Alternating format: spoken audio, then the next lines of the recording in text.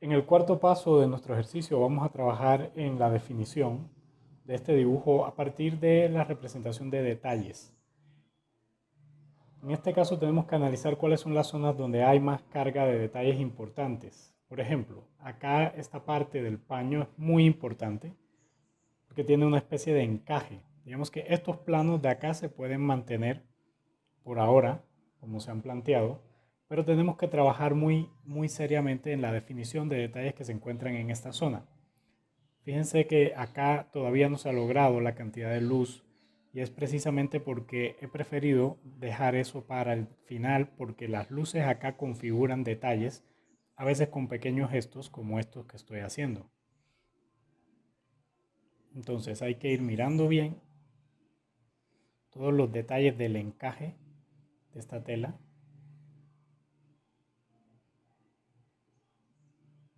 Comenzar a configurarlos.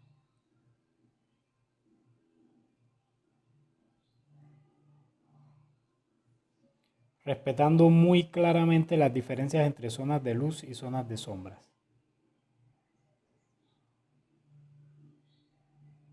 Por ejemplo, esta es un área de sombra, entonces ahí vamos a trabajar esos detalles, pero sin tanta intensidad. Acá tenemos entonces una diferencia de áreas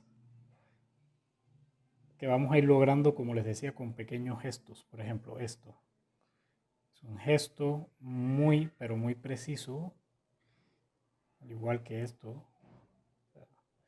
Tratamos de ver cómo se configura el área y la sintetizamos de alguna manera en un gesto.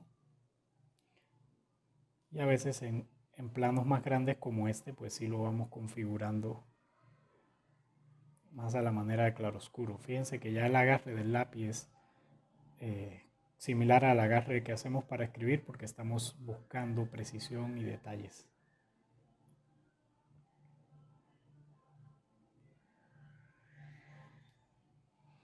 Fíjense la diferencia que ya va tomando esta zona.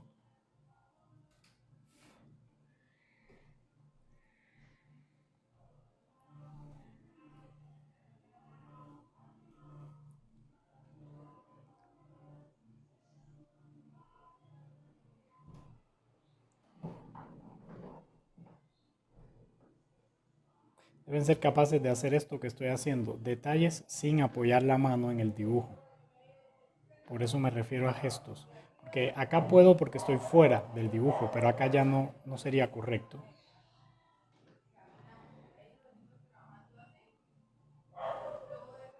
Entonces vamos a intentar mantener la mano por fuera del dibujo. Y bueno, de esta manera vamos a seguir trabajando en toda esta zona. En todo lo que es el paño. Bien, una vez lograda esta zona del encaje, vamos a trabajar de nuevo sobre los planos. Aquí es muy importante que sepamos hasta qué punto podemos aclarar un plano.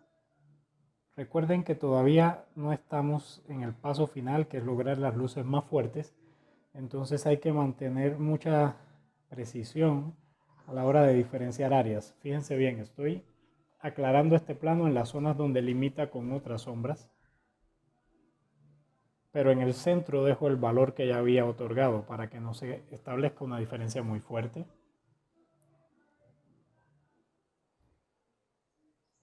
Este plano también está en sombra, pero todavía podría ser un poquito más claro. Entonces acá es simplemente mantener una coherencia, las relaciones entre las distintas partes que conforman estos pliegos, estas áreas de pliegos. Por ejemplo, acá este planito completo se ve mucho más claro que el de al lado, entonces lo vamos a diferenciar.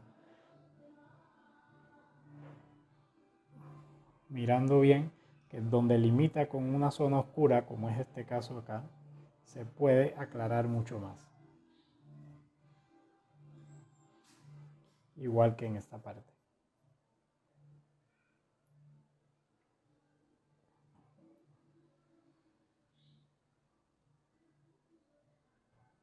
Seguimos incorporando detalles donde sea que los veamos.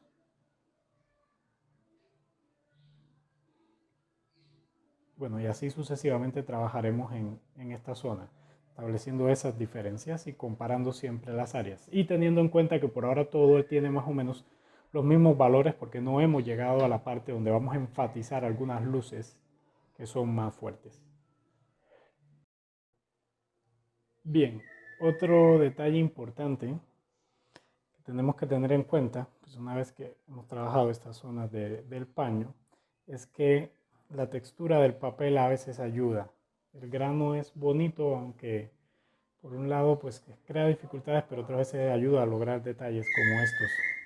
Ahora, hay algo muy importante, muy importante para poder seguir y de alguna manera terminar ya los detalles, porque el resto de los detalles, por ejemplo, en estos objetos de metal, en estas zonas de metal y en estos brillos, se logran con la intensidad de la luz blanca que está por venir. Entonces, digamos que para terminar ya el ámbito de detalles, vamos a ver reflejos. Por ejemplo, acá hay una zona clara que es un pliego de tela pequeño. Entonces quería dejarlo para un poco para el final de este paso, porque es muy importante abordarlo desde la lógica del reflejo, es decir, él está acá, pero hay una superficie debajo y una línea oscura que los divide. Tenemos que ser muy cuidadosos con esas divisiones, entonces vamos a hacer trazos muy suaves, teniendo en cuenta que el reflejo siempre va a ser más oscuro, perdón, en este caso, que el objeto que refleja. Es lograr este efecto. Sigue habiendo una división oscura entre ambos, pero se logra la diferencia. Y digamos que acá la base del objeto también tiene un poco más de iluminación en el centro y también está el reflejo de la base sobre la mesa o la superficie donde está. Eso era algo también muy importante que faltaba concretar. Ahora, finalmente, en este ámbito de detalles que estamos trabajando, tenemos que ver bien qué pasa aquí. Este objeto es muy oscuro, pero evidentemente refleja. Entonces, ahora sí, acariciando apenas el papel, vamos a ir buscando con mucha delicadeza los reflejos de la tela que están sucediéndose acá sobre el cuerpo del recipiente. Hay que mirarlo bien porque se configuran igual pliegos ahí, solo que es demasiado oscuro el objeto y por tanto el reflejo sobre él se vuelve también muy oscuro.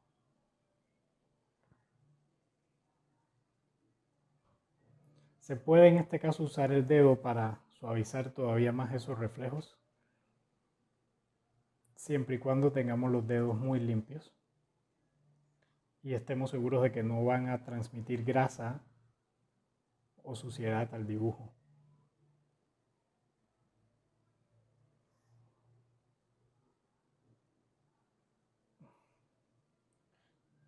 Bueno, acá hay toda una gran cantidad de detalles minúsculos que los vamos a ir haciendo también con pequeños gestos. Digamos que esta cuestión del encaje se está reflejando acá.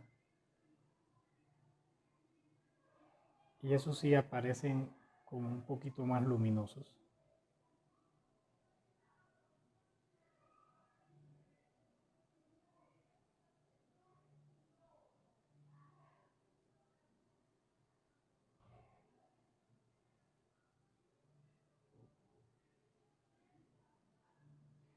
Entonces los hacemos con pequeños gestos, siempre considerando las diferencias de intensidad. Fíjense cómo le aporta esta cuestión del reflejo, le aporta muchísimo realismo al dibujo y además ayuda a entender cuál es la naturaleza de este objeto que estamos planteando aquí. Entender que es un objeto capaz de refractar de la luz y de reflejar a otros objetos cercanos. Y bueno, acá hay que mirar bien hasta dónde llegan, seguir siempre teniendo en cuenta la cuestión del dibujo. Por ejemplo, acá el reflejo llega justo hasta la esquina del reflejo de la ventana.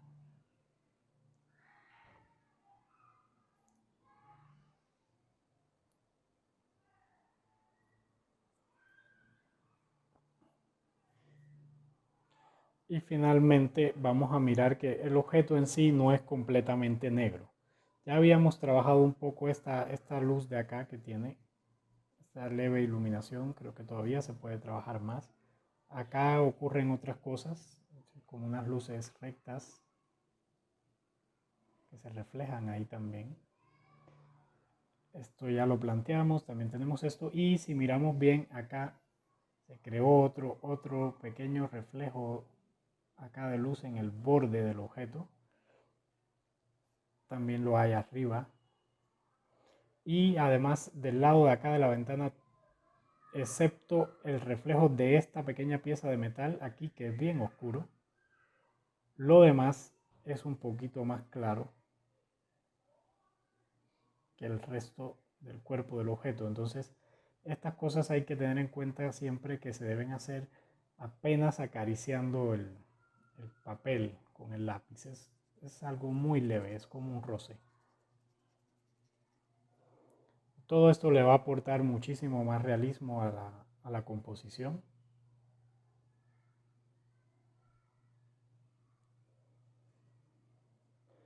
Que venimos trabajando. Acá también hay un poco más de luces que se reflejan.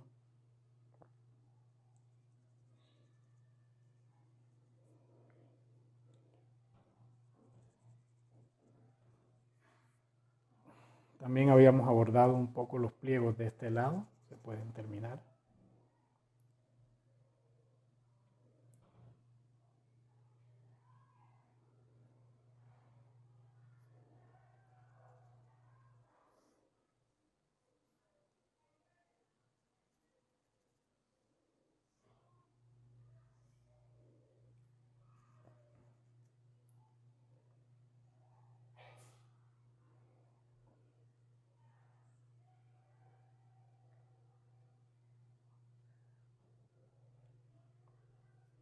Bien, este trabajo en detalles es algo que debemos hacer hasta que estemos contentos con el resultado, hasta que hayamos logrado captar la mayor cantidad de detalles posibles y nunca ser perezosos con esta etapa, porque a veces se abandona el dibujo antes de tiempo, a veces se pierden muchas cosas que son importantes solo por la pereza de no continuar dibujando, ¿no? Porque siempre que miremos vamos a encontrar más y más detalles. Yo miro esta zona y encuentro cada vez más elementos por dibujar. Por ejemplo, acá es como si se reflejara una cortina, entonces hay otro reflejo muy suave aquí.